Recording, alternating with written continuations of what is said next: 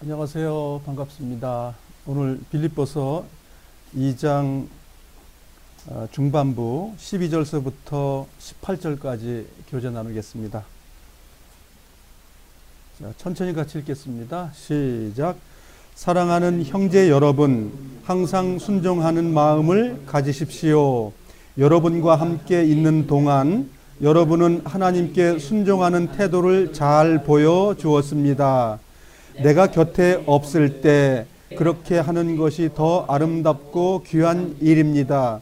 하나님이 주신 구원을 이루기 위해 열심히 노력하며 두려움과 떨림으로 늘 힘쓰기 바랍니다. 하나님께서는 여러분 안에서 하나님이 기뻐하시는 일을 할 수 있도록 돕고 계십니다. 또한 하나님은 할 수 있는 힘과 능력을 여러분에게 공급해 주실 것입니다. 무슨 일을 하든지 불평하거나 다투지 마십시오.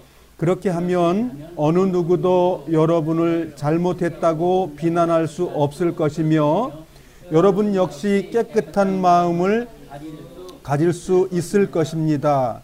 하지만 이 세상에는 삐뚤어지고 악한 성향을 가진 사람들이 많이 살고 있습니다. 여러분은 어두운 세상에서 밝은 빛을 발하는 흠 없는 하나님의 자녀들이 되십시오. 생명의 말씀을 굳게 붙드십시오.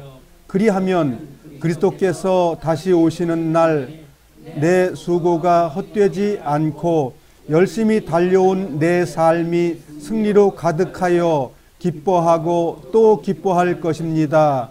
여러분의 삶을 믿음과 봉사의 제물로 하나님께 바칠 때 내 피를 그 위에 쏟아 부으라고 할지라도 나는 여러분과 함께 기뻐하고 즐거워할 것입니다.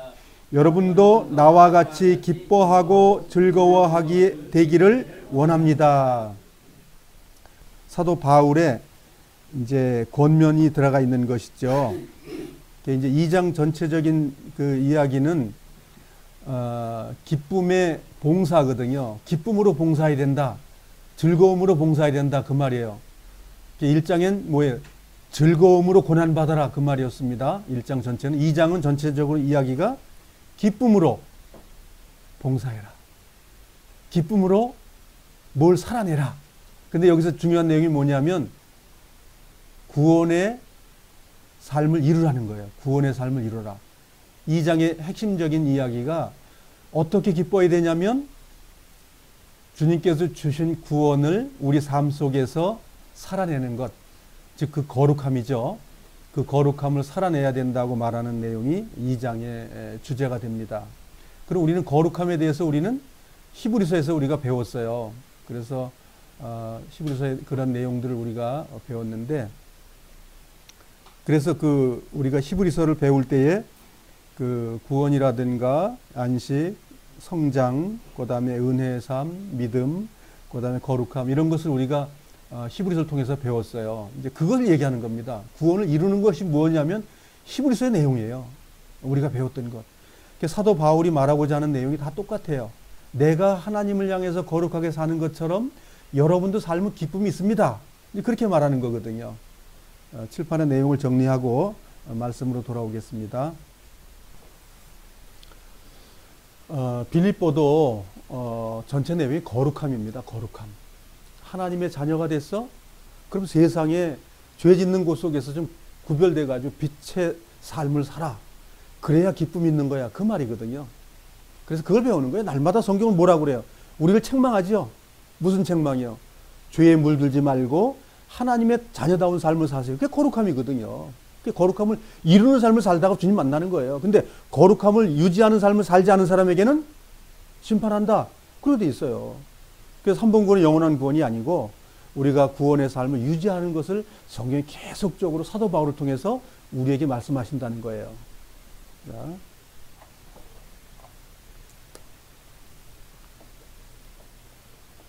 2장은 사랑의 봉사를 얘기하는 장입니다. 1장은 기쁨의 고난을 얘기를 했어요. 그래서 기쁨이라는 것을 앞에 전제 두고 있는데 기쁘지 못하는 삶이 되면 안 된다고 말하는 거예요. 사도 바울이 기뻐하라 기뻐하라 계속 얘기하는 거예요. 왜? 기뻐하지 못하면 죄 짓고 있는 삶이라고 말하는 거예요. 그게 기쁨이라는 삶을 사는 건 의의 삶을 살았기 때문에 기뻐한다는 말이에요. 근데 그게 원천은 예수 그리스도 때문에 그렇다는 거예요. 그래서 자, 너희의 구원이니까 나의 구원이죠. 예. 나의 구원을 이루라고 말하는 거예요. 이룬다. 이루는 것은 행위지요. 예, 행위입니다. 예, 행위의 삶이에요. 예, 그걸 얘기하는 건데 이뤄야 되는데 우리가 다 이루고 갈 수 없다는 거예요. 이루는 삶을 살다가 우리가 주님의 호흡을 가져간단 말이에요. 어? 그래서 여기서 너희의 구원이라고 말하는 건 구원 받았다라는 그런 완료형의 이야기가 아니고 그 구원의 완성된 속에서 거룩한 성화의 삶, 거룩을 날마다 이뤄나가는 것이 구원을 이룬다 그 말이에요. 그래서 이 단어를 자꾸만 단어로만 생각하기 때문에 어려움이 있는 거예요. 어디는 구원 받았다 그러고 어디는 구원을 이루라고 말하고 구원 받은 걸 이루는 걸 얘기하는 거예요. 지금 이 빌립보에서는 구원 받은 것을 유지하라는 말이죠. 말하자면 이런 거죠. 부모님께서 지금 재산을 상속을 해줬어요. 이 재산은 말이다. 너희 대대에 너희 후손이 너희 쓸 거기 때문에 잘 관리해. 그런데 그걸 팔아버렸어. 그러면 관리를 못한 거잖아요. 똑같은 거예요. 하나님의 나라에 들어갈 그 유산을 받았으면 그 유산을 잘 관리하라는 거예요. 구원의 유산을. 그것이 거룩함이라는 거예요. 그러니까 그냥 단순히 구원만 시킨 것뿐 아니라 구원의 삶을 사는 것까지가 우리에게 유산으로 받은 거예요. 그래서 우리의 성화의 삶은 우리가 히브리서에서 우리가 이제 배웠잖아요. 히브리서에 배웠는데 우리가 처음에 배운 것이 구원을 받아야 된다. 하나님이 구원해 준 것을 소유하고 믿고 받아야 된다. 이것이 첫 번째였어요. 그 다음에 이제 두 번째는 구원받았으면 죄를 짓는 것에서부터 안식의 삶을 살아야 된다. 안식. 죄에서부터 구별되는 삶이 사라지는 것이 그 구원을 이루는 것이다. 그 다음에 세 번째, 성장을 해야 된다. 죄를 안 짓는 삶을 날마다 어저께 10개 졌으면 오늘은 8개 져야 되고 그 다음 날은 6개 져야 되고 그 다음 날은 뭐 3개 져야 되고 점점 믿음의 진보로 인해서 죄악된 삶에서 날마다 깨끗해지는 삶을 살아가는 것, 그 성장이라고 성경은 말하고 있다. 이거 히브리서 그렇게 말을 했죠. 그리고 네 번째는 믿음이 있었고 다섯 번째는 믿음 다음에 은혜가 있었죠. 은혜의 삶. 아니구나. 네 번째가 은혜. 그 다음에 다섯 번째가 믿음. 그 다음 여섯 번째가 거룩함. 예. 이것이 이제 히브리서에서 나왔던 구원을 이루는 거예요, 이것이.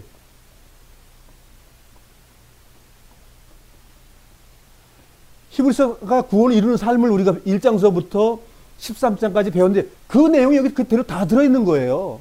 똑같은 내용이에요, 내용이. 그러니까 얼마나 이야기를 못 알아먹으니까 이렇게도 말하고 저렇게도 말하고 계속 말하는 거예요, 이게.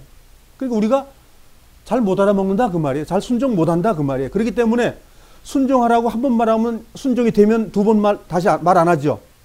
우리 삶 속에 순종이 잘 안 되기 때문에 자꾸만 그 말이 있는 거예요. 또 해라, 또 해라, 또 해라. 안 되기 때문에 그러는 거죠. 그렇게 얘기하는 거예요. 근데 어느 날 점점 되어져 가는 걸 알게 된다 그 얘기예요. 그래서 이 히브리서에서 이야기가 됐던 것이 기본 베이스가 뭐냐면 이거 없이는 아무것도 안 되는 거예요. 이거 없이는 구원도 안 되고 안식도 안 되고 성장, 그 다음에 은혜도 안 되고 그 다음에 믿음의 삶도 안 되고 거룩함도 안 된다고 하는 거예요. 순종이라는 것이 그렇게 중요하다고 지금 사도 바울이 말하고 있는 거예요.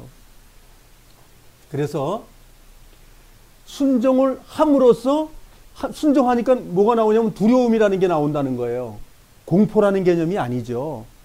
주님이 날 너무너무 사랑했는데 나는 그 보답이 잘 안 되는 그런 두려움을 말하는 거지.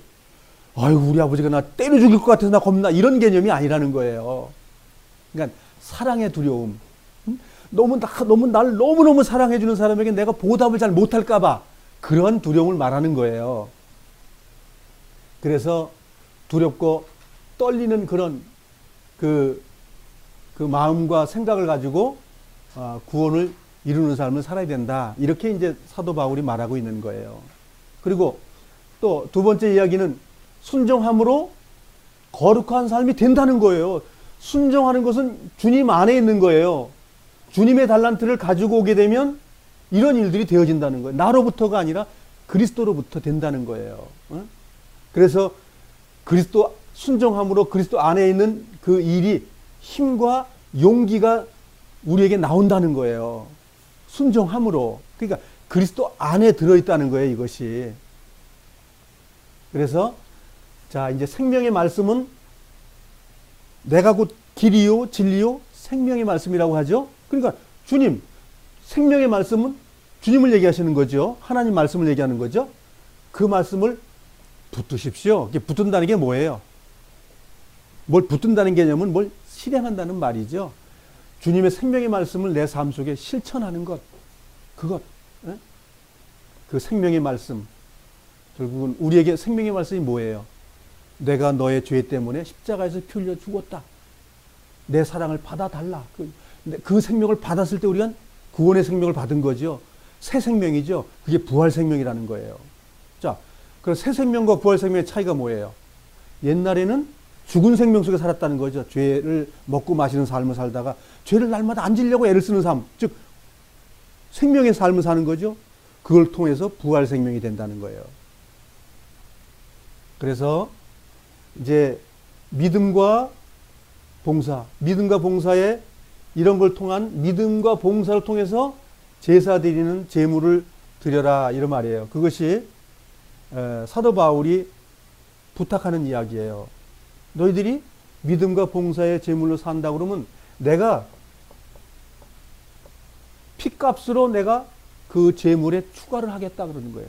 내 삶이 여러분들이 그 믿음의 삶과 그 제물이 되는 삶을 살기 위해서 그렇게 하는 거에 대해서는 내 목숨을 바쳐서 여러분들 도와주는 거에서 나는 아깝지 않다 내 생명이 그렇게 지금 말하고 있는 거예요. 그러면 우리도 서로를 향해서 생명을 바쳐도 아깝지 않는 삶을 살아라 그 말이에요. 어렵죠?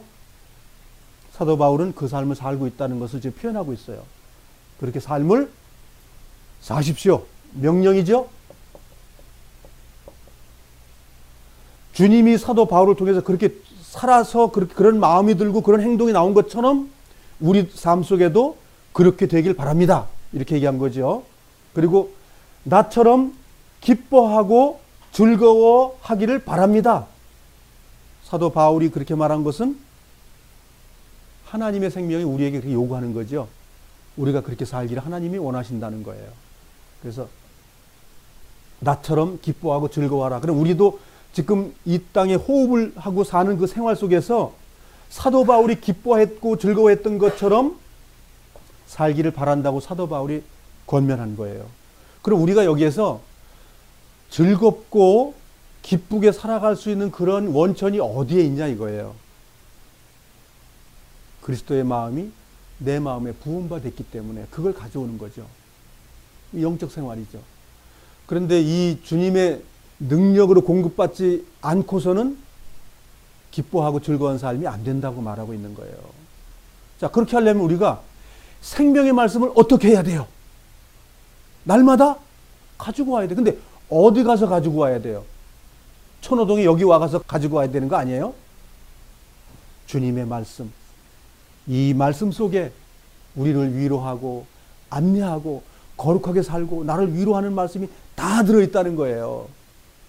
그래서 우리는 성경으로 돌아가야 돼요. 성경으로 돌아가서 주님이 나에게 주신 말씀, 나에게 힘이 되신 말씀, 나에게 원하시는 말씀, 그것을 우리는 순종함으로써 이루는 거예요. 그래서 구원을 이루는 삶, 구원이라는 말은 여기서는 성화를 얘기하는 거예요. 성화, 깨끗하게 사는 것. 우리가 세상에 살면서 지저분하게 살면 안 된다는 거예요.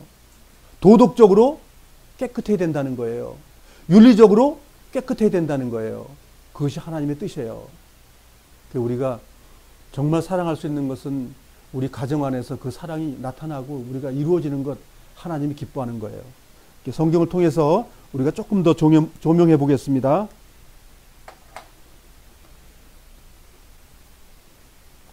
빌립보서 2장 12절 같이 한번 더 읽어보겠습니다. 시작. 사랑하는 형제 여러분, 항상 순종하는 마음을 가지십시오. 여러분과 함께 있는 동안 여러분은 하나님께 순종하는 태도를 잘 보여주었습니다. 내가 곁에 없을 때 그렇게 하는 것이 더 아름답고 귀한 일입니다. 하나님이 주신 구원을 이루기 위해 열심히 노력하며 두려움과 떨림으로 늘 힘쓰기 바랍니다. 예, 구원을 이루는데 뭐라고 말했죠? 그냥 된다고 그랬어요? 늘 힘을 써서 구원을 이루라고 말했습니까? 힘을 안 쓰면 안 된다는 말이죠? 늘 힘을 쓰라고 말하고 있습니다. 결국은 그러면 이게 누구의 말이냐? 이게 어디에 나와 있는 거예요? 예수님께서 사복음서에 다 말씀해 놓은 내용입니다. 그 속에 이러한 내용이 들어있는 거예요. 우리가 아까 히브리서 얘기를 했지만 구원 받았다면 안식의 삶을 살고 성장하는 그 삶이 있어야 되고 은혜 속에서 성장해 나가야 되고 믿음의 굳건한 삶이 되어진 것이 있어야 되고 거룩한 삶이 되어져야만이 주님의 구원을 이루는 삶이다. 이렇게 성경은 말하고 있다는 거죠. 그럼 주님께서 마태복음 10장에 하신 말씀을 다시 한번 보겠습니다. 마태복음 10장 22절로 가겠습니다.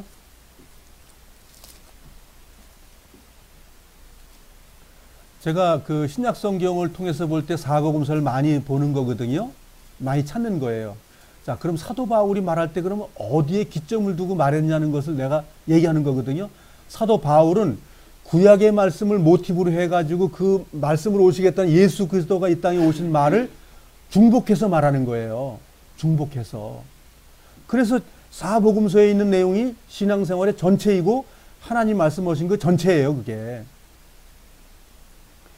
이 지금 10장의 내용의 그 이제 전반부의 내용은 그런 거거든요. 주님의 복음을 받은 사람들은 주님의 제자들인데 제자들이 이 땅에서 환난과 핍박을 받는다 그 말입니다. 지금 이 내용에는. 그래서 어떤 것이냐면 이런 환난이 있으니까 우리들에게는 지혜롭고 비둘기처럼 순전한 마음으로 이 땅을 살아라 이렇게 이제 명제를 달았어요. 그러고 나서 주변 사람들이 우리를 회당에서 책찍질하고 우리를 고발한다는 거예요. 그리고 총독들과 왕들 앞에 끌려가서 우리 야단 맞는다는 거예요. 이 세상 사람들이 그리스도인들 가만 놔두지 않는다는 거예요. 그리고 세상에서뿐 아니라 우리 가족 안에서도 이런 일이 벌어진다는 거예요. 그럴 때에 그런 것 안에서 우리가 구원의 삶을 이루라는 거예요. 형제간 속에 어려움이 생길 때 사랑으로 그걸 이겨나가라는 말이거든요. 국가적인 일이 나타났을 때 우리는 국가를 향해서 기도하라는 거거든요. 그런 말씀입니다, 이것이. 그래서 자, 21절 읽겠습니다. 시작. 형제가 형제를 배신하여 죽게 하고 아버지 또한 자녀를 그렇게 할 것이다. 자녀가 부모를 대적하여 죽게 할 것이다. 22절. 내 이름 때문에 너희가 미움을 받을 것이다. 그러나 끝까지 견디는 사람은 구원을 얻을 것이다. 자, 이런 일들이 예수님 당시 때만 일어나는 것이 아니라 내 생을 마감할 때 모든 인간이 태어나서 생을 마감할 때까지 경험하는 것들이라는 거예요. 예수님 때문에 어려운 일 당할 때 어떻게 할 거냐고 묻는 거예요. 그때 뭐예요? 주님께서 우리를 힘주시고 용기 주신다는 거예요. 우리와 함께 하신다고 말하고 있는 거예요. 주님께서 이렇게 말씀하시죠. 우리가 어려움을 당할 때 그때에 너희가 말하게 할 것을 알려주신다. 그분께서 이렇게 말하는 거예요. 그래서 20절 한번 읽어보겠습니다. 말씀하는 이는 너희가 아니다. 너희 아버지의 영이 너희 속에서 말씀하시는 것이다. 예, 그분이 우리 안에서 말씀하고 있기 때문에 인정한다. 그럼 그 말씀이 무슨 말씀이에요? 예, 성경 말씀이죠. 이게 영의 말씀이고 성령의 말씀이라는 거예요. 그래서 끝까지 견디는 사람은 구원을 얻을 것이다. 이 구원을 어디로부터 얻는 구원이에요? 내가 애쓰고 막 뒤틀려서가 아니라 주님의 말씀을 통해서 내가 구원의 삶이 이루어진다 이렇게 말하는 거잖아요. 자, 본문으로 가겠습니다.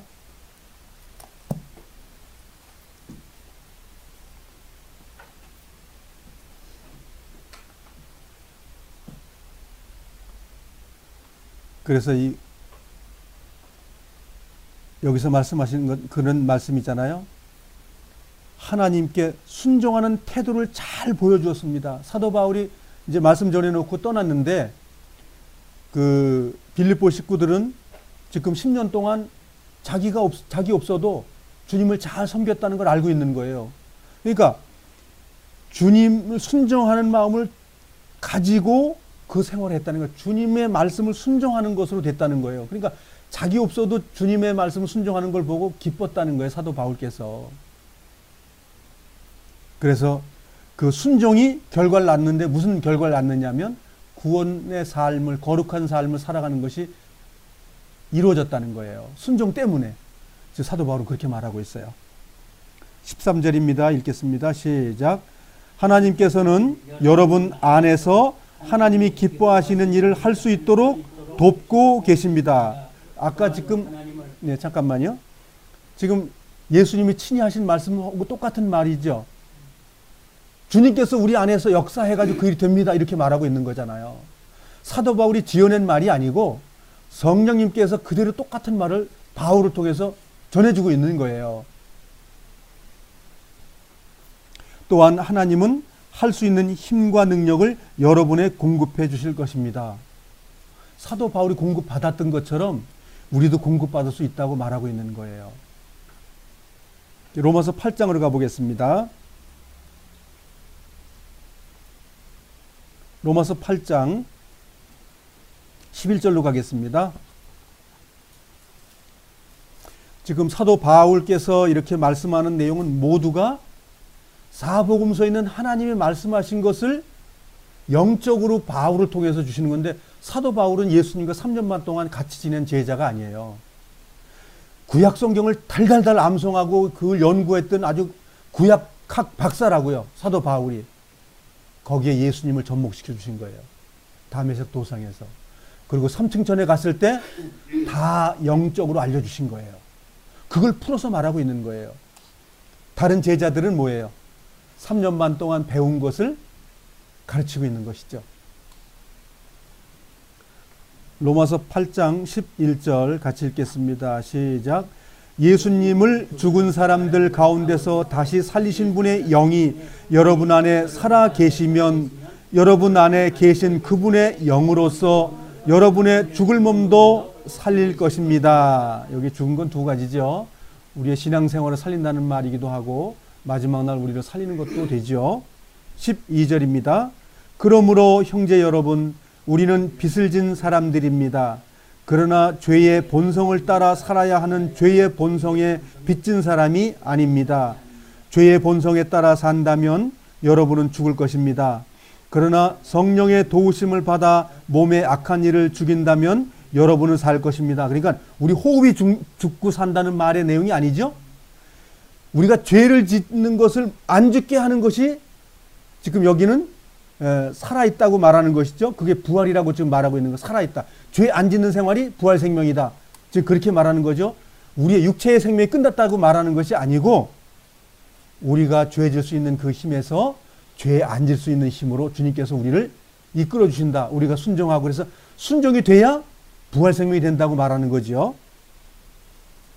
13절 같이 다시 한번 읽어보겠습니다. 죄의 본성에 따라 산다면 여러분은 죽을 것입니다. 그러나 성령의 도우심을 받아 몸의 악한 일을 죽인다면 여러분은 살 것입니다. 이건 우리의 호흡의 문제, 생명의 문제를 얘기하는 게 아니잖아요. 영적 죄를 짓지 않는 생활, 신령한 생활을 말하고 있는 거니까 뭐예요? 거룩함을 말하고 있죠. 예, 거룩함을 말하고 있는 것입니다. 이게 14절 시작.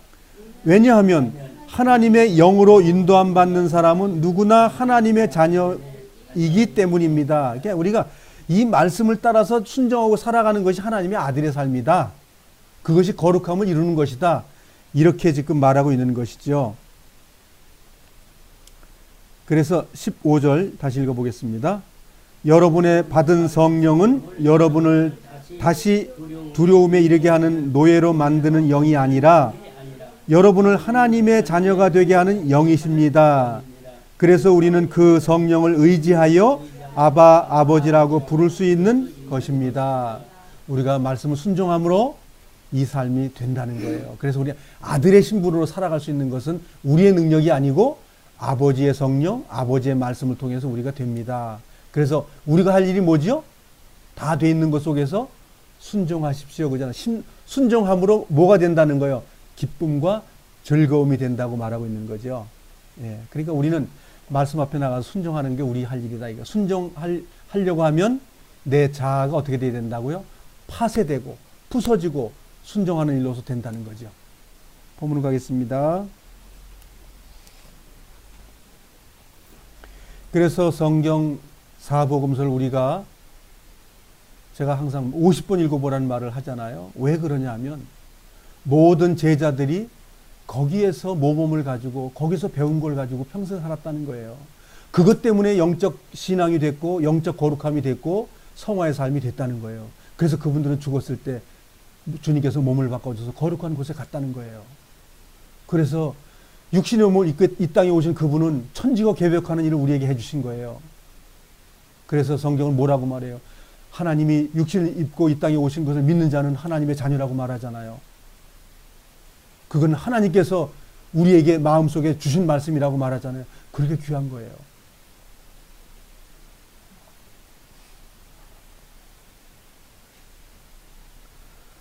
빌립보서 2장 14절 15절 같이 읽어보겠습니다. 시작.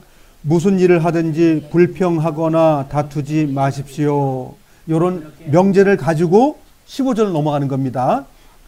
그렇게 하면 어느 누구도 여러분을 잘못했다고 비난할 수 없을 것이며 여러분 역시 깨끗한 마음을 가질 수 있을 것입니다. 예, 여기까지 보겠습니다. 잠시만요. 자, 깨끗한 마음이 뭐 때문에 생겼죠? 14절. 무슨 일을 하든지 불평하거나 다투지 마십시오 때문에 깨끗한 마음을 가질 수 있게 됐다. 그렇게 성경은 말하고 있어요. 우리가 불평하거나 다투지 않는 그런 마음이 내 삶 속에 있다면 우리는 깨끗한 마음을 가진 사람이고 다른 사람이 우리를 비난하지 못한 거룩한 깨끗한 삶이 됐다고 결론 내려진 거예요. 그러니까 14절이 굉장히 중요하다는 거죠. 14절 때문에 15절의 이야기가 만들어진다는 거예요. 그 행위가. 그러면 14절이 무슨 내용이에요? 순종의 삶이라는 거예요. 이게 순종의 삶이 됐더니 뭐예요? 우리는 거룩하다라는 일이 되어졌다는 거예요. 하지만 이 세상에는 삐뚤어지고 악한 성향을 가진 사람들이 많이 살고 있습니다. 근데 우리는 이렇게 불평하거나 다투지 않을 때는 우리는 삐뚤어지는 삶하고 구분된 삶을 살았습니다. 그 말이에요. 근데 많은 그리스도인들이 이러한 분별되지 않은 삶을 계속 살고 있다는 거예요. 그래서 계속 분별하라고 지금 말하고 있는 거잖아요. 죄 속에서 뒹굴뒹굴 굴지 말고 정말 변화된 몸으로 그 삶을 살아가라고 그렇게 지금 말하고 있는 거잖아요. 그래서 세상과 빛과 소금의 삶을 살라고 누가 말했어요? 예수님이 말했잖아요. 그렇죠? 빛과 소금의 삶을 살라고. 지금 그 말하고 있는 거예요. 근데 그렇게 되려면 우리는 순종함으로써 불평과 다투지 않는 거룩한 삶이 되어진 사람들에게는 주님께서 우리가 사도 바울이 그렇게 살았던 것처럼 우리도 그 빛의 자녀의 삶을 산다는 거예요. 그래서 세상 사람들이 우리를 향해서 저들은 하나님의 자녀다. 저들은 참으로 크리스찬이다. 라고 말한다는 거예요. 그런데 세상 사람처럼 거짓부렁하고 불법 저지로 돈 벌고 그렇게 한다 그러면 고리대금업을 하고 살아간다면 그건 그리스도인이 아니다. 그 얘기예요. 그거는 부끄러운 삶이에요. 그거는. 요한일서 3장 3절로 가보겠습니다. 요한일서 3장 3절입니다.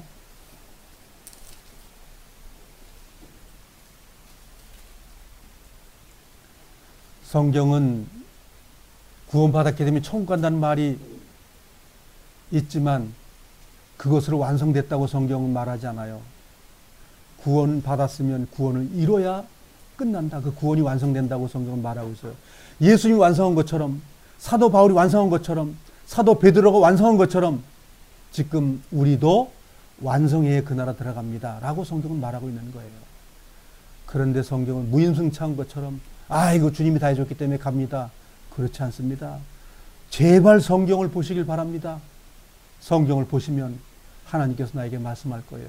구원 이루지 못하면 그 나라에 못 들어간다고 말할 거예요. 틀림없이. 그 성령님의 말을 귀 기울여 듣길 바랍니다. 요한일서 3장 3절서부터 7절까지 읽어보겠습니다. 시작. 예수 그리스도는 깨끗하신 분이십니다.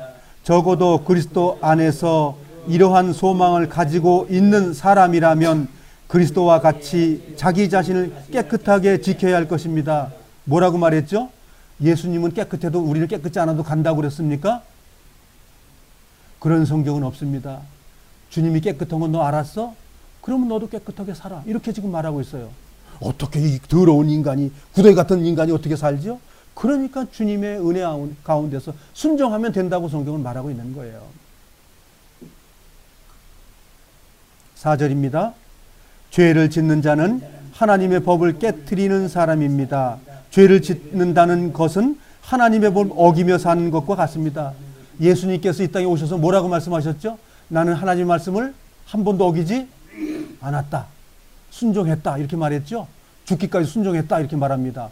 그럼 우리는 어떻게 하죠? 우리도 죽기까지 순종하는 겁니다. 그것이 성경 말씀이에요. 우리가 가야 할 길이에요. 대충 살다가 가는 길이 아닙니다. 돈 버는데 속이고 사기치고 거짓부렁하면서 살아가고 그런 삶은 아니다 이거예요. 주님은 욕먹고 정말 침을 뱉음 받을 때라도 한 번도 물러나지 않았습니다. 그대로 말씀하셨어요. 난 하나님의 아들이고 그 말씀 나 순종한다 이렇게 말했습니다. 그 돌로 쳐 죽이려고 했지 않습니까? 우리도 마찬가지예요. 거짓부렁하면 돈 생기는데 우리는 포기할 수 있는 그 마음을, 그 믿음을 가져야 된다는 거예요. 나의 영광과 나의 육신의 즐거움 때문에 돈을 요구하거나 나의 기쁨이 있다면 그걸 포기해야 된다는 거예요. 주님이 그랬던 것처럼 이제 그 말이죠. 그래서 우리는 죄를 이기는 것이 의고 거룩함입니다. 5절입니다. 여러분도 알고 있는 것처럼 그리스도는 죄를 없애기 위해 오셨으며 그리스도께서는 죄가 없으십니다. 근데 그분하고 똑같이 살라고 지금 3절에 말했습니다. 그럼 그렇게 해야 되는 거예요, 지금. 어렵죠? 이 어렵기 때문에 주님이 주시는 은혜 가운데 자꾸만 날마다 들어가야 됩니다. 6절 읽겠습니다. 시작. 그러므로 그리스도 안에 사는 사람은 더 이상 죄를 짓지 않습니다. 이 말이 마음에 새겨지길 바랍니다. 더 죄를 짓지 않습니다. 죄를 짓긴 짓는데 더 짓지 않는다. 만약 그가 계속하여 죄를 짓는다면 그는 그리스도를 진정 이해하지 못한 것이며 또한 그리스도를 알았다고도 할 수 없을 것입니다. 무섭죠? 예, 지금 3절이 되지 않으면 그리스도의 사람이 아닙니다. 그렇게 말하는 거예요. 그리스도를 알았다면 그러한 삶을 안 산다는 겁니다. 우리가 과거에 한 번 구는 영원한 구원이라는 말이 변질된 복음이고 악한 복음이고 마귀의 복음이었다는 걸 알게 됩니다. 그래서 성경은 자세히 연구하라는 거예요. 자세히 연구했더니 과거에 그런 말이 거짓말이라고 성경은 말해주고 있는데 내가 그 말씀을 받아들인 거예요. 아, 그 잘못된 구원론이구나. 그 구원이는 성경에 뭐라고 말했냐면 주님하고 똑같아지는 삶을 날마다 살다가 주님 만나게 됐고 그렇게 설계되어 있구나. 왜 그걸 안 가르치냐 이거예요.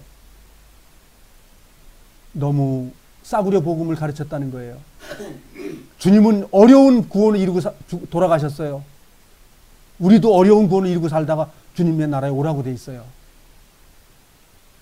그런데 주님이 길과 용기와 희망과 모든 걸 다 대주신다고 우리 앞에 오셔서 말씀하셔요. 주님께 순종만 해라. 따라오기만 해라. 그럼 다 해주신다는 거예요. 우리는 그러한 복음을 듣지를 못했습니다. 과거에는. 이러한 복음을 우리 마음속에 받아들이고 순종의 삶을 날마다 살아가야 된다는 거예요. 이런 삶이 되기 위해서 우리 가정 안에서 정말 가정 안에서 찬양이 나타나고 함께 성경을 읽고 함께 기도하는 그러한 가정이 회복되길 바라는 거예요. 제가 이 이야기를 하고 있는 것은 한 가정 안에 2명, 3명이 함께 모여서 저녁에 일과가 다 끝난 다음에 찬양을 하고 성경을 함께 읽고 함께 기도할 수 있는 그러한 집안, 그러한 가정이 되길 원하는 거예요. 그래서 용빈이와 수빈이가 함께 무릎을 꿇고 함께 기도하고 저녁에 엄마 아빠에게 감사하고 하나님께 감사하는 그런 가정이 나타나길 원하는 거예요. 이것이 하나님 기뻐하는 거예요. 이거 영적 회복이에요. 우리 가정도 저녁에 함께 일을 끝내놓고 우리가 무릎을 맞대놓고 성경을 펼쳐보고 함께 찬양을 하고 그런 회복이 되기를 나는 간절히 바라는 거예요. 그렇게 된 사람들이 원수처럼 살아요? 아닙니다. 날마다 걱정하고 날마다 기도해 줍니다. 그것이 우리 가정 안에 회복되길 바라는 나의 간절한 기도가 있는 거예요. 어느 날 우리는 이 기도의 응답이 이루어질 거라고 저는 믿습니다. 얼마나 이 6절이 권면의 말씀이 얼마나 큰 거냐고요. 죄 짓는 것이 끝나지 않았다면 예수를 잘 모르는 거래요. 자, 예수님이 신약에서 뭐라고 말했죠? 난 널 도무지 모른다. 뭐 때문에 그 말씀을 하셨죠? 죄를 짓는 삶과 사랑의 그 행위가 없는 사람에게 그렇게 말하는 거예요. 그렇게 작은 자에게 하지 않았다는 것. 죄를 짓는 건 뭐예요? 주변 사람에게 원수 만드는 겁니다. 만일 우리 자녀들이 엄마 아버지한테 거짓부렁을 했다면 뭐예요? 죄 짓는 거거든요. 죄의 결과가 뭐예요? 하나님과 원수가 돼버리는 거예요. 성경은 그렇게 말하고 있어요. 내 보이는 내 이웃의 엄마 아버지가 이웃이야. 그 다음에 엄마 아버지 다음 그 옆에 있는 이웃이 뭐냐면 예수 그리스도예요. 주님이신 거예요. 그래서 내 주변에 있는 사람은 귀히 여기라고 말하는 거예요. 왜? 귀히 여긴다는 건 내가 죄 안 짓는다는 거예요. 그것이 하나님의 자녀들이에요. 7절 같이 읽겠습니다. 사랑하는 자녀들이여 어느 누구라도 여러분을 잘못된 길로 인도하지 못하게 하십시오. 그리스도께서 의로우신 것처럼 의를 행하는 사람은 의로운 사람입니다. 뭐라고요? 죄를 져도 천국 가요? 구원받았기 때문에 더럽게 살아도 가요? 그런 성경은 없습니다. 많은 사람들이 잘못된 거예요. 난 구원받았다니까요. 주님의 나라는 그런 것이 아닙니다. 사도 바울이 말한 것처럼 나는 기쁩니다. 난 지금 꽃감방에서 목이 잘려 죽을지라도 기뻐요. 무엇 때문에? 주님의 말씀을 내가 순종했더니 난 기쁨이 충만합니다. 왜? 내 생이 끝나면 주님의 나라에 들어갈 거기 때문에. 주님이 나의 기쁨을 줬기 때문에 우리도 그렇게 사냐 이거예요. 내 말이 무거운 것이 아니라 성경이 그렇게 무겁게 말하는데 그 무거운 걸 받아들인 사람은 뭐예요? 기쁨이 충만한 겁니다. 왜? 내 이 생이 끝나고 나면 주님이 나를 새 몸을 입혀서 그 나라에 들어가게 해주니까 영원히 부활 생명 삶 속에 살게 되니까 사도 바울이 30년에 가서 가히 말할 수 없는 걸 보고 말씀을 받았기 때문에 우리는 지금 이 말씀을 날마다 지금 받고 있는 거예요. 사도 바울이 받은 것처럼 이 말 받으면 무슨 말이에요?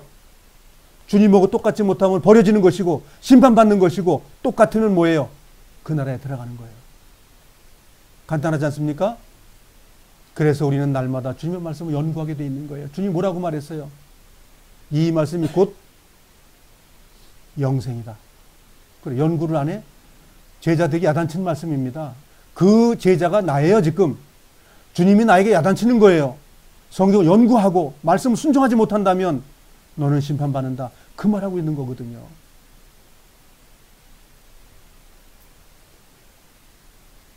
의를 행하는 사람은 의로운 사람입니다. 의가 따로 있습니까? 아주 예수 믿는 사람은 아주 이상하게 가르쳐놔가지고 뭐 남들이 깨끗하게 사는 걸 보면 아이 저건 구원받지 않은 사람이 깨끗한 건 소용없어. 그걸 하나님이 얼마나 기뻐한다는 걸 모르고 내가 구원받았으니까 내가 저 짓 하면 하나님 기뻐하지. 이렇게 바꿔놓는다니까요. 우리는 우리 삶 속에서 정말 깨끗한 행위가 그게 거룩함입니다. 그게 하나님께로부터 온 거, 그거 하나님께로 온 겁니다. 어려운 사람을 도와주고 그곳에서 기쁨을 누리고 내 자녀를 도와주고 내 부모를 도와주고 이거 다 기쁨입니다. 자, 본문으로 가겠습니다.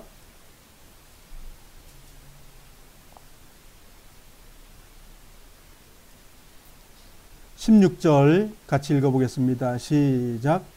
생명의 말씀을 굳게 붙드십시오.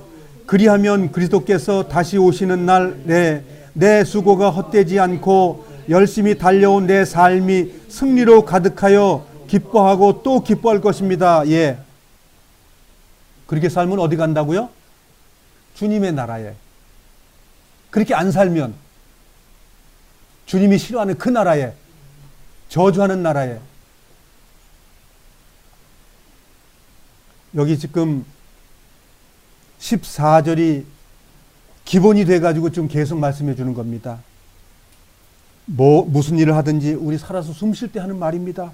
우리가 공부를 하든지, 우리가 운동을 하든지, 우리가 직장에서 일을 하든지, 무엇을 하든지 불평하거나 다투지 마십시오. 근데 우리는 불평과 다툼이 나와요. 저 인간이 나한테 이렇게 해? 저렇게 불합리하게 해? 이 땅에 불합리하게 있는 동네라고 성경은 선언합니다. 그럴 때에 주님께 말씀을 내가 내 마음을 드리고 거기서 위로받으라는 거예요. 아이고 저 인간, 저 정치하는 저 나쁜 인간 막 내가 욕하고 그러죠. 어? 그럴 때 뭐예요? 아, 이 땅은 잘못되는 일이 벌어지는 땅이구나라고 해야 되는데 그거 안 낼 때 뭐예요? 아이고 저 정치인 그냥 난 막 속에서 열이 버쳐요. 그럴 때 뭐예요? 아, 이런 것도 내가 포기하고 넘어가야 되는 일이구나. 그런 모든 사람이 자기에게 연결된 모든 불평과 다툼이라는 게 다 있다는 거예요. 어?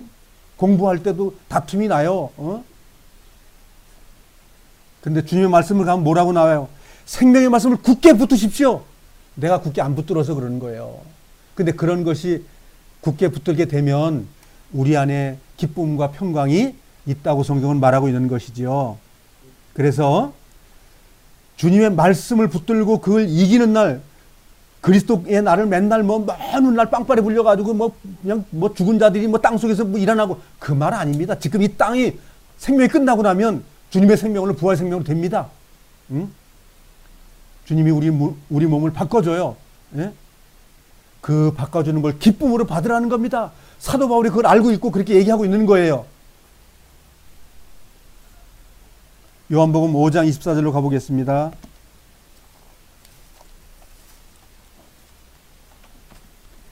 요한복음 5장 24절입니다.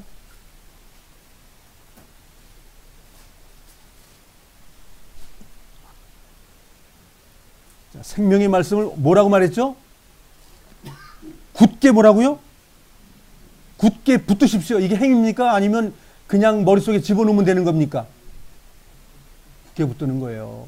이건 말씀이 무언지를 굳게 붙들어야 된다는 거예요. 그 굳게 붙들었더니 뭐예요? 행위예요, 행위. 그렇게 살라는 걸, 내 삶을 사는 것, 거룩한 삶을 사는 것이 붙든 사람이에요. 아, 나 믿었다니까? 그런 거 아닙니다. 24절 같이 읽어보겠습니다. 시작. 내가 너희에게 진리를 말한다. 누구든지 내 말을 듣고 나를 보내신 분을 믿는 사람은 영원한 생명을 얻었고 심판을 받지 않을 것이며 사망에서 생명으로 옮겨졌다. 자, 믿음이라는 게 뭐예요? 믿었다. 동의를 얘기하는 거예요? 그 말이 아니에요. 거룩한 삶이 믿음이라는 말이잖아요. 거룩한 삶을 실행하는 것.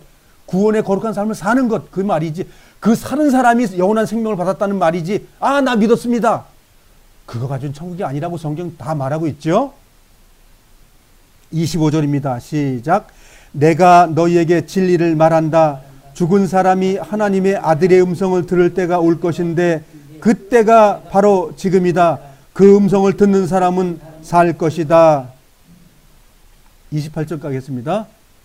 이 말을 한다고 놀라지 마라.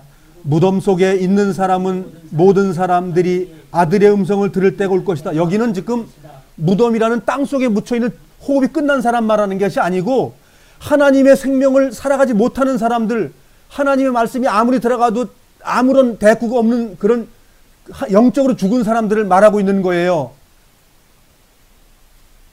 29절입니다. 선한 일을 한 사람들은 생명을 얻기 위해 부활할 것이며 악한 일을 한 사람들은 심판을 받기 위해 부활할 것입니다. 우리의 삶이 주님의 음성을 듣고 열매 맺는 삶이 안 돼 있으면 악한 부활이 있고 그 다음에 선한 생명의 부활이 있다고 성경은 말하고 있는 거예요. 이 말이 지금 바울 선생께서 빌립보 교회에 이렇게 지금 말하고 있는 거예요. 그냥 주어지는 영원한 생명이 아니라는 거예요. 자, 본문으로 가겠습니다. 16절. 생명의 말씀을 굳게 붙으십시오. 내가 곧 길이요 진리요 생명이라는 그 주님의 생명을 말하는 것, 그 말씀으로 해서 죽은 자가 살아나는 그 생명의 말씀, 그걸 붙든 자가 부활 생명이고 그가 구원받는 사람이다, 그 얘기예요.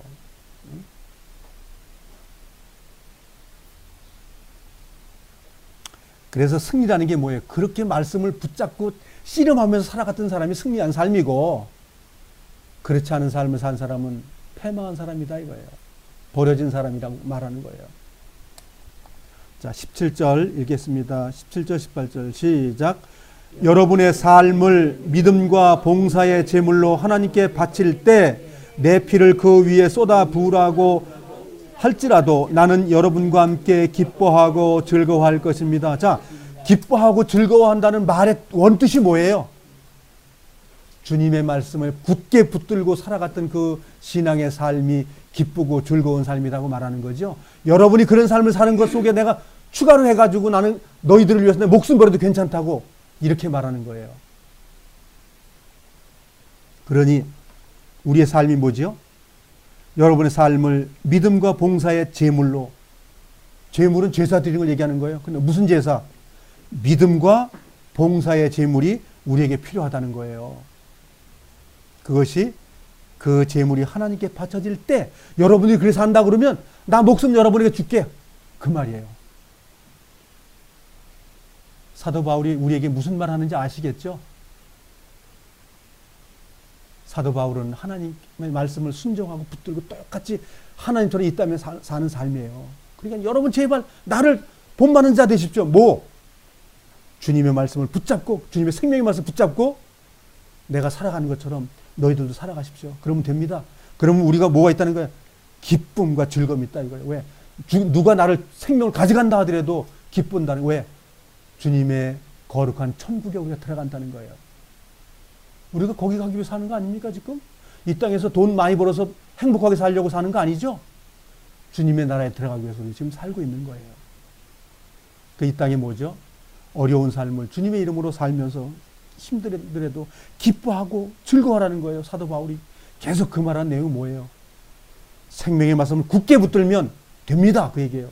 그것으로 인해서 우리 삶이 뭐예요?